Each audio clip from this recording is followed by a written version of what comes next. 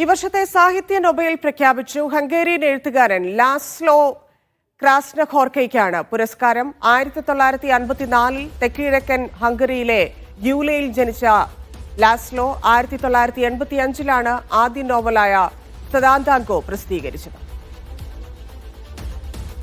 പേരുകളുമായി അജി കുഞ്ഞുമോൻ ചേരുന്നു. അജി, അദ്ദേഹത്തിന്റെ പ്രത്യേകതകൾ, അദ്ദേഹത്തിന്റെ കൃതിയെക്കുറിച്ച്.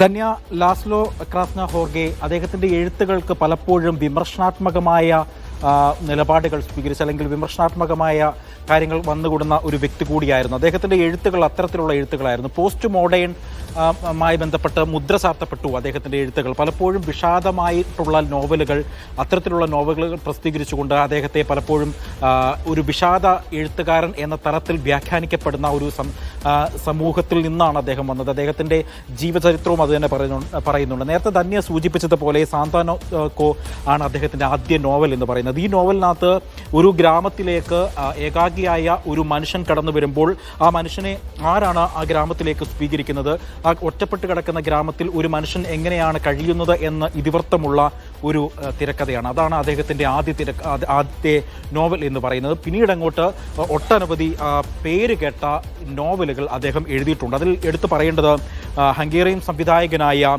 ബേലോട്ടാർ എന്ന സംവിധായകൻ.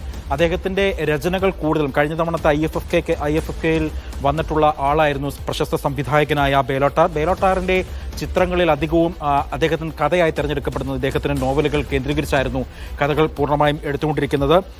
നിരവധി സിനിമകളിലും അദ്ദേഹം സഹകരിച്ചിട്ടുണ്ട്. അദ്ദേഹത്തിൻ്റെ കൃതികളിൽ ഏറ്റവും എടുത്തു പറയേണ്ടത് ഡിസ്റ്റോപ്പിയൻ ഇരുണ്ട വിഷാത്മക പ്രമേയമുള്ള നോവലുകൾ.